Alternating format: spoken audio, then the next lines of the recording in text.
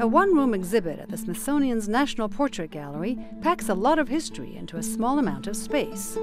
One year, 1968, An American Odyssey, offers 30 images that represent a tumultuous time in American history. This is a year when we get two assassinations. We of course have the assassination of Martin Luther King Jr. and then later Senator Bobby Kennedy. America is in Vietnam and it is not going well. President Lyndon Baines Johnson was having very bad approval ratings, and he announces that he's not going to rerun for the presidency. Museum director Kim Sayed believes there are many parallels between 1968 and today, especially where the political merges into the cultural.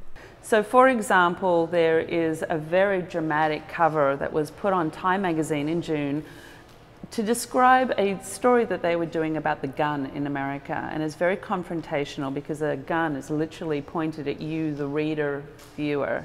This is, of course, a conversation that continues in America today. We also see Shirley Ann Chisholm, the first African-American woman who is elected to the House of Representatives. We continue to have conversations about our electoral process and how women in politics are faring. There's also the iconic photograph of Tommie Smith and John Carlos, who each raised a single-gloved fist on the medal platform at the Summer Olympics in Mexico City to protest racial inequality. So whether it's Me Too or the Black Lives Matter, there was a sense at that time that I think we can see now of young people stepping forward and saying, we want something different, we want to change, we want to be part of the conversation. And I think that is tremendously interesting. The exhibit offers representations of great cultural icons as well, such as American football luminary Vince Lombardi, figure skating champion Peggy Fleming, and tennis great Arthur Ashe. Musical giants also made headlines that year, including Jimi Hendrix and Janis Joplin.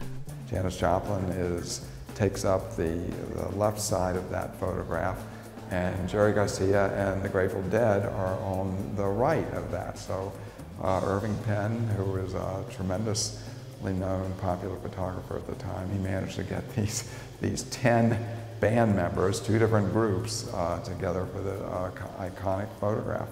And there were the movie stars. Funny Girl with Barbra Streisand. She'll win an Academy Award for that. There's a full-length poster of Sidney Poitier. Sidney Poitier was called the Martin Luther King of the movies. He had that humility, if you will. 1968 also gave us Apollo 8, the first manned mission to orbit the moon, providing a never-before-seen view of the Earth. This is a moment, I think, when suddenly not just America but the world realizes how small we are. We're all on this little marble, the little blue marble, and it is the start of really thinking about international cooperation. That historic space mission brought a more hopeful note at the end of one of the most turbulent years in American history. I want people to recognize that history is an arc, that what you do matters. So whether you protest or you vote or you're an athlete, and you know, there are all sorts of leitmotifs and stories in this year, in this exhibition, that apply very much to people today. Julie Taboh, VOA News, Washington.